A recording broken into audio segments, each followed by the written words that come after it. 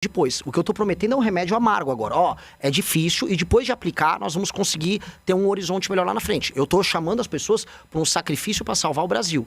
E esse sacrifício vai dar resultado rápido. Então, isso é o oposto do estelionato. Parece que a gente tá tão desiludido sobre o Brasil, as pessoas acham que não vai dar. Que a gente se esquece, assim, que o Fernando Henrique Cardoso passou reformas das mais diversas, sendo ele próprio um sociólogo, com uma linguagem muito pouco popular.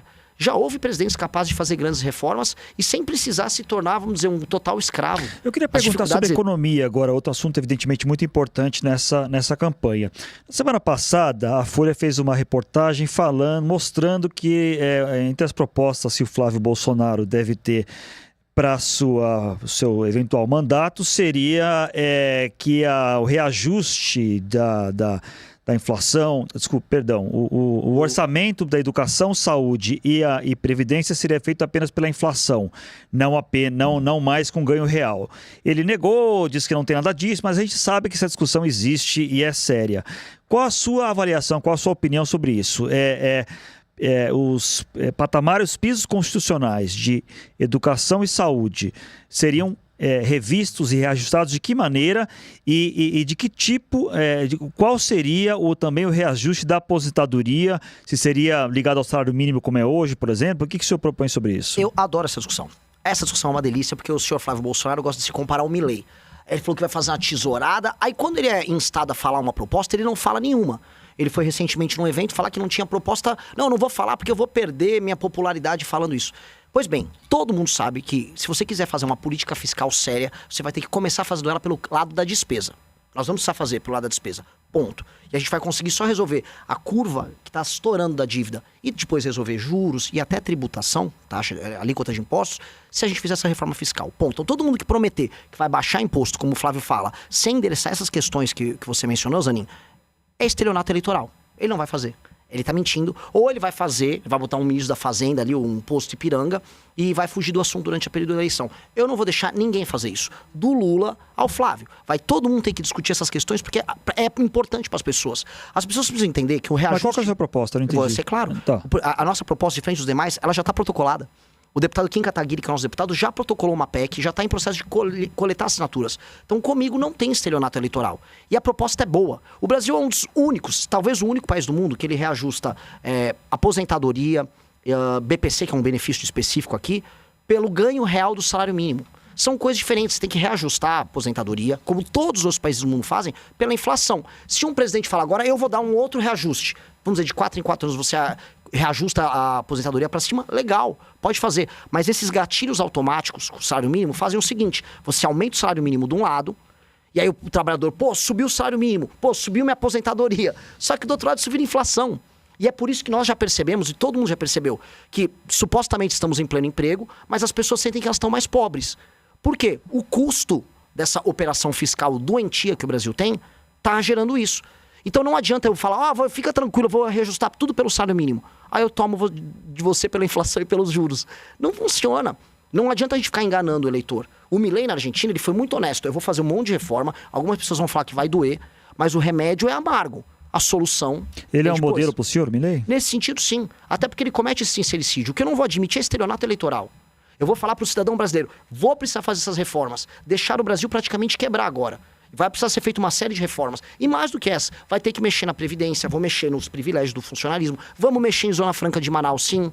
Tem que fazer um desmame de um modelo que não está funcionando e ver um outro modelo de desenvolvimento sustentável lá na região, sim. Agora, o que não dá para fazer é manter o modelo atual que não funciona, que é o modelo de privilégios. É um modelo de captura do Estado por órgãos, sindicatos, associações, partidos políticos, que retiram o dinheiro de quem está trabalhando e depois finge que entrega uma migalha. Aí a migalha vira o quê? É o Vale Gás. Não, fica tranquilo que eu vou te dar um BPC, é uma energia elétrica ali, é um luz para todos. Isso é mentira. A picanha que o Lula prometeu, no fundo, era dinheiro no bolso e capacidade de compra. Isso não aumentou. As pessoas não estão sentindo isso. E aí, quando um cara como o Flávio mente para as pessoas, ele, no fundo, está pintando como, do ponto de vista eleitoral, um estelionatário. Então, mas, por exemplo, se a gente olhar o nosso sistema político atual, né? O presidente pode querer fazer todas essas coisas que o senhor está falando, mas muitas delas passam pelo Congresso. O senhor está num partido que nasceu recentemente com uma representatividade extremamente baixa. Ou seja, vai obrigar o senhor a negociar. E muito, com propostas que não são populares, digamos assim. Não corre o risco do senhor também cometer um estelionato eleitoral porque não vai conseguir ter força no Congresso para isso? Enfim, é um risco que me parece bastante grande, não? Carla, duas respostas para isso. Primeiro, a pessoa que em geral comete um estelionato, ela promete uma coisa muito boa e suave e leve, e ela não entrega ou entrega algo ruim depois. O que eu tô prometendo é um remédio amargo agora. É difícil e depois de aplicar, nós vamos conseguir ter um horizonte melhor lá na frente. Eu tô chamando as pessoas para um sacrifício para salvar o Brasil. E esse sacrifício vai dar resultado rápido. Então isso é o oposto do estelionato. Isso eu chamaria de sincericídio. E do outro lado, veja, eu tenho um parlamentar hoje, só que se eu venço as eleições presidenciais, isso significa que eu vou ter motivado o Brasil a discutir esses temas, vou vencer a eleição com isso, vou eleger não só no meu partido uma bancada grande, mas vou pautar outros partidos, tanto os partidos de direita quanto os do centrão, até gente de centro-esquerda, a falar sobre os nossos temas e colocar esses temas na ordem do dia. Se eu vencer a eleição, significa que 50% mais um do Brasil, no mínimo, está apoiando isso. Mas o senhor admite que o senhor vai ter que governar negociando com o centrão? Ou é possível governar sem o centrão? Não é. Ainda mais na forma... Eles estão na forma mais forte deles hoje. Eles estão no auge. O que a gente vai ter que alterar do centrão é o sistema de incentivos da política brasileira que faz com que eles sejam tão fortes. E eu vejo discussões na esquerda, eu vejo o Zé Dirceu falando isso o tempo todo, e a gente tem que acompanhar os adversários. Eu não vejo na direita bolsonarista nenhum debate sobre isso, até porque eles se tornaram o centrão, e nós temos um debate próprio nosso sobre como desmontar a parte de poder do centrão. Agora, se eu vencer a eleição, eu vou ter que assumir o poder e conversar com eles. Eu já fiz isso. Quando nós derrubamos a Dilma Rousseff, a Folha cobriu isso bastante época. Eu organizei eventos, reuniões, juntamente com os políticos, não importava o partido que eles fizessem parte, pra gente ter maioria no Congresso. Eu sempre entendi a importância da política. E, nesse sentido, eu vou compor... Mas o toma lá da cá, por exemplo? Isso não.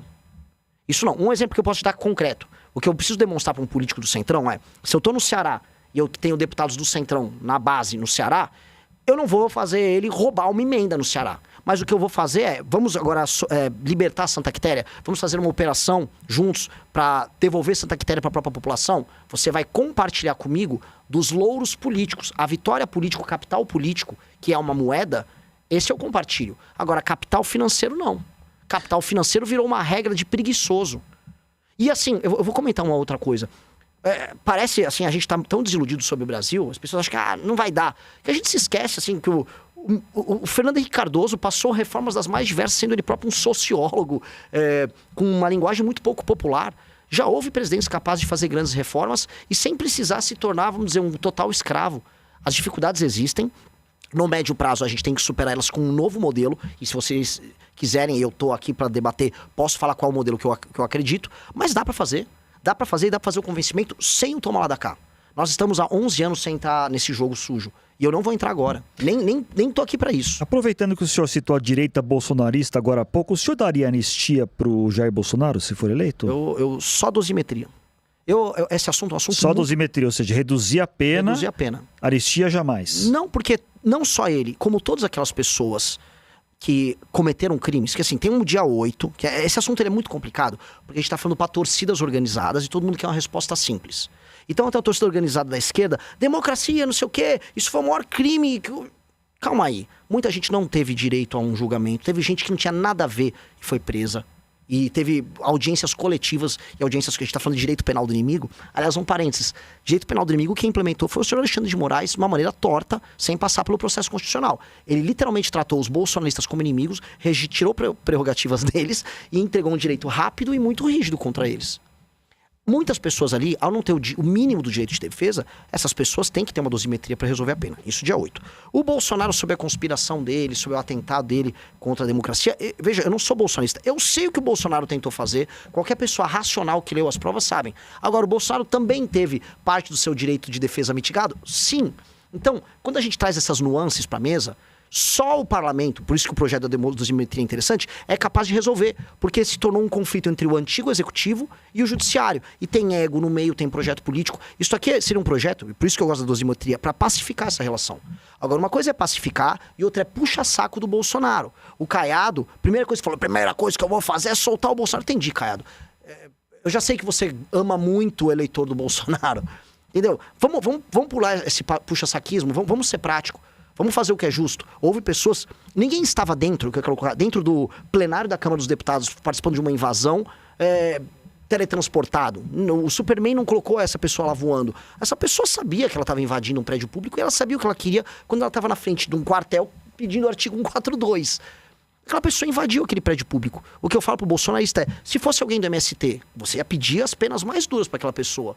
E o MST já invadiu, tá? Prédio público em Brasília, já teve em 2017, né? Um fora Temer que eles depredaram também em Brasília. Ué, penas duras para todos. A lei tem que ser objetiva nesse sentido. Sim. Vai, candidato, uma questão que eu queria falar pouco sobre as propostas para as mulheres, né? O senhor tem também aí algumas declarações polêmicas e a gente vive atualmente uma onda muito forte. Inclusive, há um documentário de um documentarista britânico Por Dentro da Machosfera, né? Que fala um pouco desse mundo Red Pill aí. Eu queria saber quais são as suas propostas para as mulheres. E há nessas discussões, inclusive, quem chega a falar hoje ali nos Estados Unidos, em outros países já mais de direita, que as mulheres não deveriam nem ter direito a voto. Enfim, eu queria saber a sua opinião e suas propostas para as mulheres que hoje no Brasil representam a maior parte do eleitorado. De maneira objetiva, uma mulher se sente segura para andar na rua? Não. Assim como a maior parte dos homens não sentem, mas isso afeta as mulheres de uma maneira diferente que os homens. Lei e ordem para permitir que a mulher tenha o direito de ir e vir. Uma mulher se sente segura dentro de casa com cumprimento de penas ou com políticas velozes para impedir que um marido violento agrida elas? Não, ela não se sente segura. A gente vê, mesmo com a instituição das delegacias da mulher, um direito muito lento nisso. Uma outra coisa, as mulheres se sentem, nesse caso nem segura, contempladas por uma política educacional que trata as escolas como depósito de criança enquanto ela trabalha? Não. Muitas dessas mulheres se ressentem dos maridos que não pagam suas pensões. A forma como a justiça busca esse pagador de pensão vem sendo eficiente? Não. Quando eu falo especialmente das mulheres mais humildes, isso aqui é o que de fato aflige a vida delas. As mulheres estão no mercado de trabalho, as mulheres, elas têm suas crianças, elas têm seus desafios, têm suas vidas profissionais, e a gente tem que permitir que elas executem, vamos dizer, seu exercício de cidadania da maneira mais simples e ampla possível. Hoje, o básico não é garantido para elas. A questão para mim vou falar isso sempre em termos mais abertos, isso não é garantido para quase ninguém no Brasil. Eu podia fazer uma clivagem, sabe, o negro, ele tem seus direitos garantidos, qual é a sua política pro negro? No fundo, é a mesma para as mulheres. Esse projeto de lei que combate a misoginia foi aprovado no Senado, já está na Câmara. O senhor defende? O senhor aprova? Populismo puro e simples. O senhor é contra? Populismo puro e simples. Não é necessário ter uma medida legal para proteger, impedir que mulheres sejam vilipendiadas em redes, por exemplo? Se alguém cometer uma calúnia, uma injúria, uma difamação, hoje a legislação ela contempla as formas das pessoas se defenderem. Agora, você cria espaços cinzentos para arbitrariedades, para discussões, por vezes, bizantinas. Eu vi uma discussão, nem sei se foi aqui no UOL, sobre, olha, uma mulher ser interrompida no ambiente de trabalho é qualificado como misoginia. Entendi, e aí isso vai ser equiparado à injúria racial? Pô, quer dizer, se eu interromper uma mulher numa reunião, eu vou estar cometendo algo similar a uma injúria racial? É óbvio que isso não é razoável. É óbvio que essas discussões são irrazoáveis, elas estão andando com agendas identitárias. E nesse sentido, eu acho que isso não é bom para as mulheres, para os homens, para a gente que quer constituir família, não é bom para ninguém. Pausa rápida. Você pode ajudar o canal se inscrevendo, deixando o like, comentando e compartilhando. Obrigado. Os critérios têm que ser objetivos nesse sentido. E quando a gente vai abrindo o escopo, não, isso aqui é uma misoginia, eu tenho que descobrir, isso aqui agora é misoginia, se eu interromper uma mulher na discussão, é misoginia ou não? Se eu interromper a Carla numa fala, eu vou ser preso ou não? Que isso? Então, assim, a diferença do remédio pro veneno é a dose. E a dose, em certas políticas identitárias, está passando muito do aceitável. E me assusta a direita bolsonarista que acha que tudo é uma armadilha eleitoral e quer, não, vou votar a favor. Não quer nem trazer a discussão. E isso, desculpa pessoal, isso aqui não tem nada a ver com... Eu acho o movimento Red Pill tosco, ridículo, não tem nada a ver com isso aí. Agora, eu tenho familiares, eu tenho irmãs, e assim, não é uma discussão com interrupções ou uma pretensa misoginia que traz medo para essas pessoas. É andar na rua e ser assaltada. Essa é a grande preocupação da maior parte das mulheres. Carla? Não, claro, e as mulheres também são mortas pelos seus companheiros, há um feminicídio e aí nessa onda Red Pill há aí um crescimento de diminuir o papel da mulher, né?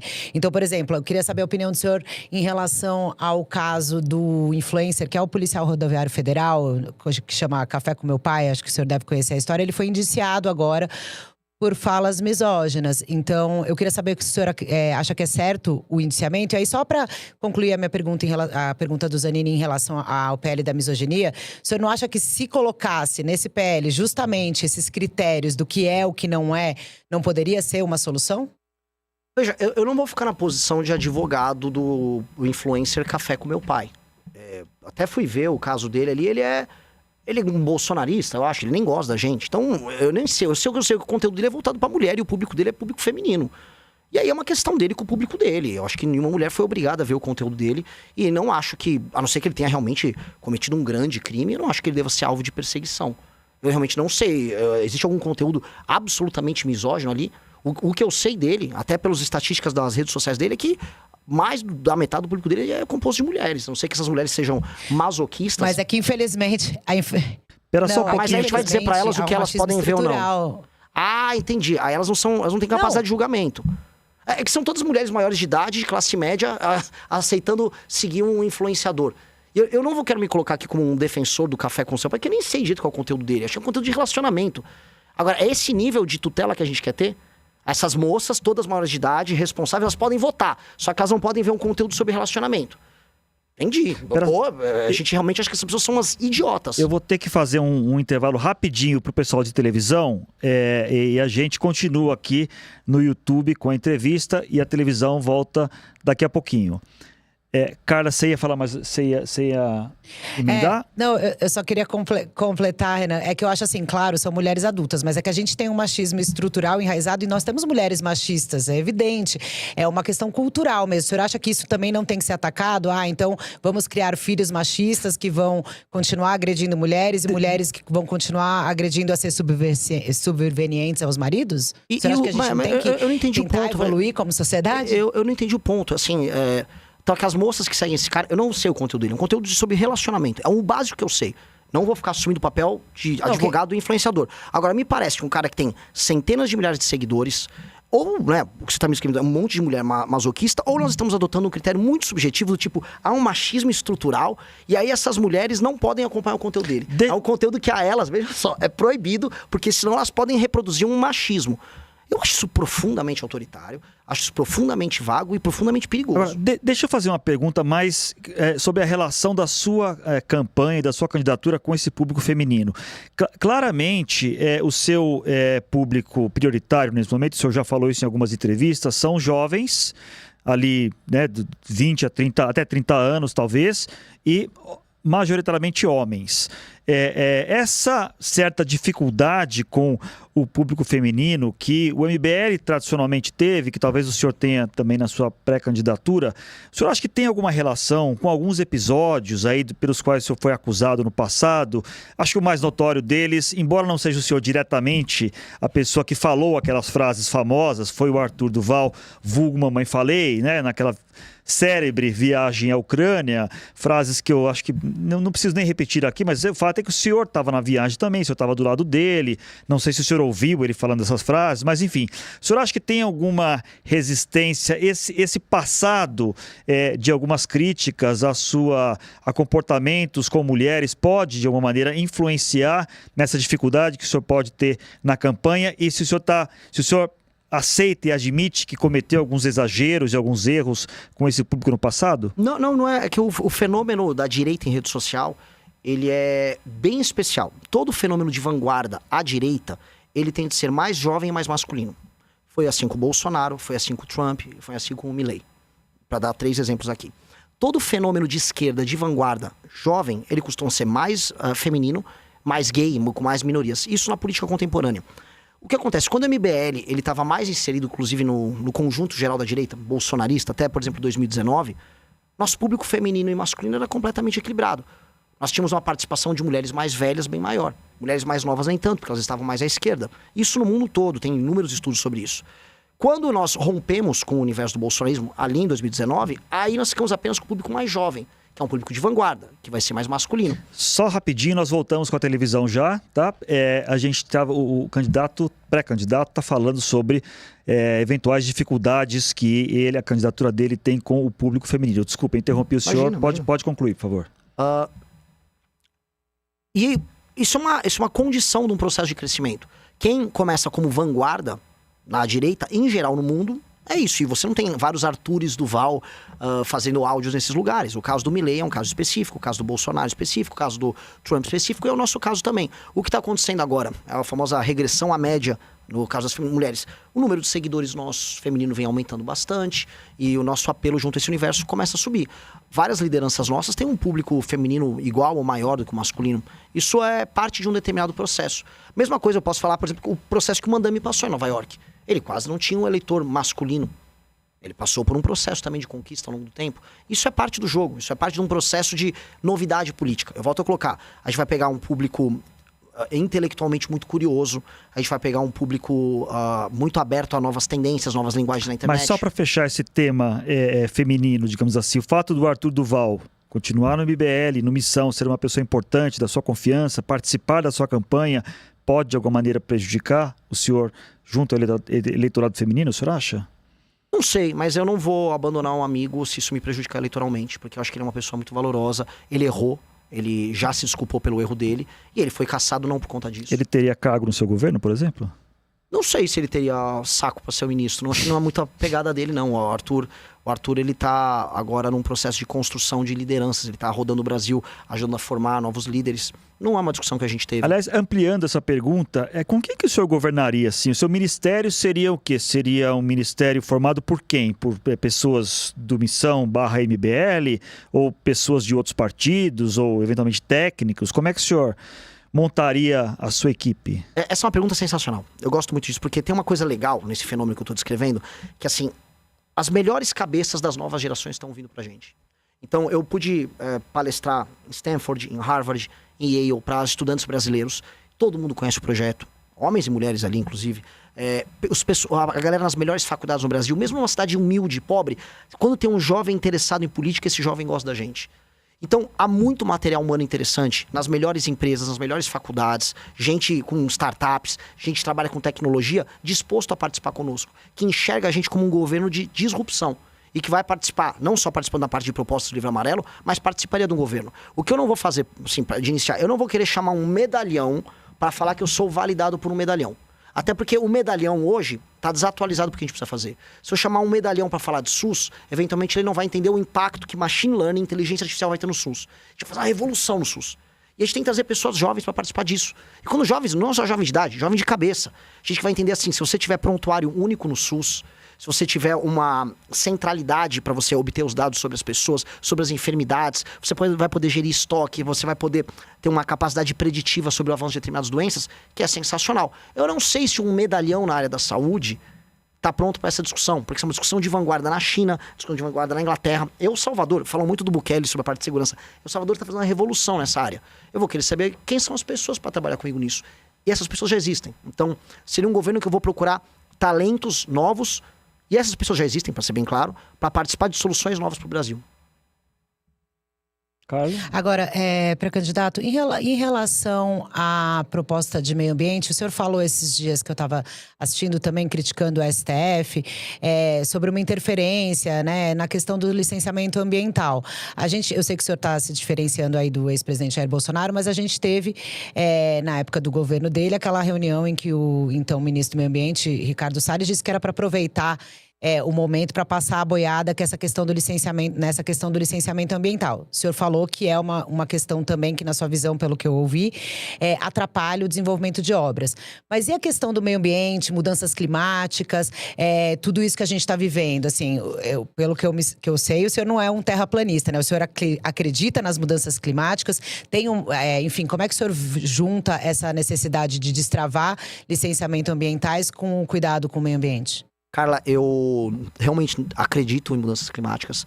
Eu sou um apaixonado pelos biomas brasileiros. O símbolo do nosso partido é uma onça. que é o maior felino das Américas. Acho que faz parte da nossa identidade cultural, nossos biomas. Não existe Nordeste sem eu falar da região do Agreste, não existe o Nordeste sem eu falar da Caatinga, sem eu falar do Sertão, não existe a Paulistânia na parte de Goiás sem eu não falar do Cerrado.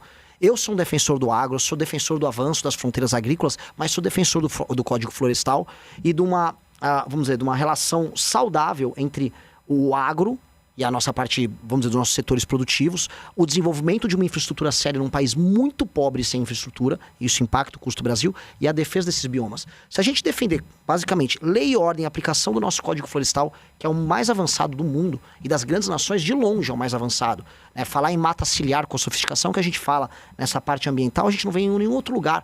Você vai visitar mata ciliar nos rios que cruzam a França, tem nada. Eles ficam cobrando da gente as coisas mais absurdas do mundo nesses acordos internacionais e eles não fazem o básico. Recuperações de área de conservação, a gente tem uma política que, se bem implementada, vai funcionar super bem.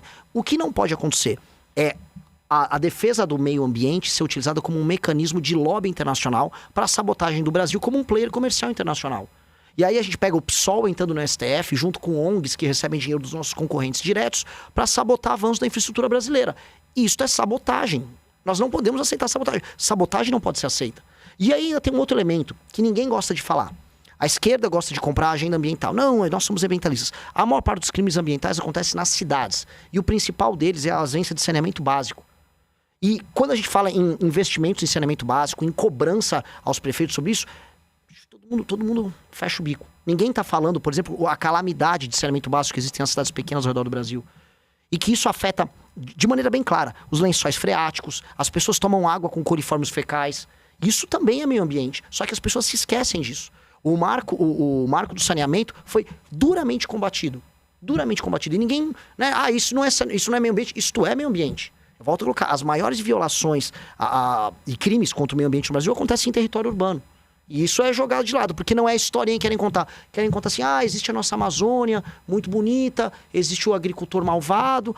Então, se tem um agricultor malvado que quer derrubar a nossa mata para botar um monte de boi, esse cara tem que ser muito preso, Carla. Eu sou totalmente, assim, isso é destruição de um ativo fundamental para o Brasil. Agora, dito isso, eu não vou cair no sentimentalismo para implementar a sabotagem, que é o que esses caras fazem. Isso eu não vou aceitar. A gente está se encaminhando já para o final do programa, mas eu queria falar um pouco mais sobre um tema que a gente pincelou, que é a questão do Judiciário, do Supremo Tribunal Federal. Como é que o senhor vê a necessidade de uma reforma do Judiciário, de maneira geral, e de maneira específica? O senhor acha que algum ministro ou alguns ministros deveriam sofrer impeachment? E mais, o senhor acha que algum ministro ou alguns ministros deveriam estar presos? Vamos lá. Começar do final, né? O escândalo do Banco Master nos deixou claro, muito claro, que havia uma relação promíscua entre, no mínimo, 2 ministros do STF e o senhor Vorcaro. Contratos, e já foram demonstrados, inclusive, os depósitos e movimentação financeira, reuniões indecorosas que, em qualquer lugar do mundo, levariam a impeachment. Aqui no Brasil não leva. Aqui no Brasil, o Gilmar Mendes vem a público dizer o que a imprensa pode ou não pode cobrir sobre o assunto. É para cobrir a Faria Lima. Não! A relação promíscua na Faria Lima se deu muito por conta do poder político construído em Brasília, nos palácios do Planalto, no Congresso e no STF. Aí vão querer fingir demência. Então, impeachment de ministro do Supremo nesses casos, estou falando de bem objetivo, o caso do Alexandre de Moraes e do Dias Toffoli, deveria ser regra, é o que um país sério faria. Só que nós não somos hoje um país sério. O senhor defende o impeachment do Toffoli e do Moraes. Do Moraes. E prisão. Quero ver a delação do Vorcaro já para endereçar a prisão. Eu já pedi nas ruas, eu fiz 4 manifestações sobre eles esse ano. Em todas a gente pediu impeachment e nas 2 últimas prisão, porque é muito claro o envolvimento. Eu acho que eu tenho que tomar cuidado para não perder meus direitos políticos falando aqui, mas acho que ninguém nasceu ontem. Todo mundo sabe o que aconteceu ali. Todo mundo sabe que o senhor Vorcaro era o rei do tráfico de influência no Brasil. E ele fez isso onde ele pôde executar. Só que o Senado não faz isso, a começar, porque o senhor Flávio Bolsonaro tem rabo preso e uma dívida de gratidão com o Dias Toffoli e com o Gilmar Mendes, senão a carreira política dele não existiria. Portanto, os tais direitistas que enfrentam o STF sempre capturam pro STF. E 2, porque há um controle político do STF sobre o Legislativo por conta do foro privilegiado. Se o STF julga as ações de quem julga eles, você fica numa disputa. E o parlamento sempre sai perdendo, porque também não é composto das pessoas mais incríveis e morais do mundo, né? Eu não imagino o Alcolumbre e o Renan Calheiros se reunindo para moralizar o STF. Eles querem se reunir para fazer negócios com o STF. Essa é a natureza dessas pessoas. Então tem que chegar um presidente da República que não tem rabo preso, que era o que imaginavam que o Bolsonaro ia fazer. Que não é próximo e que não tem uma agenda política com esses ministros do STF, como é o caso do Lula. E aí endereçar uma agenda sobre o judiciário. Não só na parte dos privilégios, penduricalhos, né, que não estão no topo do judiciário, mas sobre o STF, sobre decisões monocráticas que já passou e o Bolsonaro vetou, sobre o período, né, que eles sentam em cima dos processos lá quando eles pedem vistas, sobre escritórios de advocacia, sobre período de mandato, sobre o foro especial, o foro privilegiado não ser tocado pelo STF, mas sim por desembargadores selecionados que têm mandatos de 2 anos e não julgam parlamentares dos seus próprios estados. Medidas óbvias, naturais, e que transformem a Corte Constitucional numa Corte Constitucional e não numa última instância. Na Europa, a maior parte dos tribunais são cortes constitucionais, elas tratam de temas abstratos. Aqui no Brasil, a gente trata de tudo. Cara, só vou te passar a bola um segundo. 8 mil ações no Brasil no STF. Nos Estados Unidos, 50. Carla, quer fazer a última? Nós estamos terminando. É a última rapidinho. O senhor falou aí sobre tempo de mandato. Qual que seria a sua proposta em relação a isso? E em relação a ampliar a Suprema Corte, o senhor também acha que tem que ter um número maior de ministros? A ampliação é uma parte de uma estratégia muito brasileira da gambiarra. É o puxadinho pra gente conseguir compensar maiorias. Eu acho que a gente tem que pular a etapa do puxadinho. A gente tem que reformar para ter uma boa Corte Constitucional. O Brasil forma muito advogado no Brasil. Existem grandes faculdades, existem grandes juristas no Brasil. Nós temos condições de ter bons ministros do STF, com mandatos, cumprindo apenas sua missão de defesa da Constituição brasileira. Ponto. Discussão de temas abstratos. Hoje eles discutem temas concretos. E hoje eles ainda ficam tentados discutir esses temas concretos com o advogado do seu parente. Aí vira marmelada. Então, esses puxadinhos eu acho que não vale a pena. É como se a gente pegasse um problema e resolvesse com outro. Tá certo. Qual o tempo ideal de mandato? Desculpa. Não, podemos discutir 10 anos, é um tempo bacana. E não vejo problema nenhum em... então, o Zema veio com essa proposta, acho que o Flávio também tá falando. Não, tem que ter 60 anos de idade. Isso, não precisa. idade mínima é 60 anos. Também não. Também já temos muitos problemas com gerontocracia no Brasil e manutenção de privilégios das gerações antigas. Pode ser 40 anos que seja. Se um jurista é brilhante, tem notório saber jurídico, tem capacidade de discussão de temas constitucionais, como existem muitos grandes professores na faculdade aí da USP que eu conheço, ora, pode ser um ministro do STF. Tem um mandato, exerça, e que tem o filtro de entrada para eles discutirem temas abstratos ligados à constitucionalidade e não casos concretos. Aí o Supremo volta para a caixinha, cuidamos das emendas para o Legislativo voltar a cuidar de temas nacionais e o Executivo executa, como qualquer lugar normal e democrático é. Eu, como um grande democrata, defendo isso. Pré-candidato, muito obrigado pela entrevista. A gente tá... Deixa eu ver se eu tô olhando para a câmera certa. Acho que tô, né? Sobrevivi à minha primeira experiência como âncora, apresentador. Espero tenha sido satisfatório. Agradeço ao pré-candidato Renan Santos pela conversa. Carla, obrigado, viu, pela parceria aí em Brasília. Obrigada a vocês. Vamos continuar acompanhando, né? Uma eleição, como eu disse na introdução aqui, que apenas está começando, vai ser muito agitada, muitos candidatos novos surgindo, temos meses pela frente muito intensos, uma eleição que vai ser certamente muito apertada. Vamos continuar acompanhando a sua campanha, assim que ela começar oficialmente, mas de pronto eu agradeço pela entrevista e nos falamos. Obrigado, Zanini. Obrigado, Carla. Obrigado a todos que nos assistiram. Foi muito bem na sua primeira condução. Me colocou contra a parede. É isso que tem que fazer mesmo. Espero que isso aconteça assim com como todos o senhor está aprendendo a ser presidente de partido, né? Tô aprendendo. Eu também preciso só ter o seu cabelo branco para ficar mais... O senhor vai chegar lá. Vai chegar. Obrigado por assistir. Inscreva-se no canal, curta e compartilhe. Até a próxima.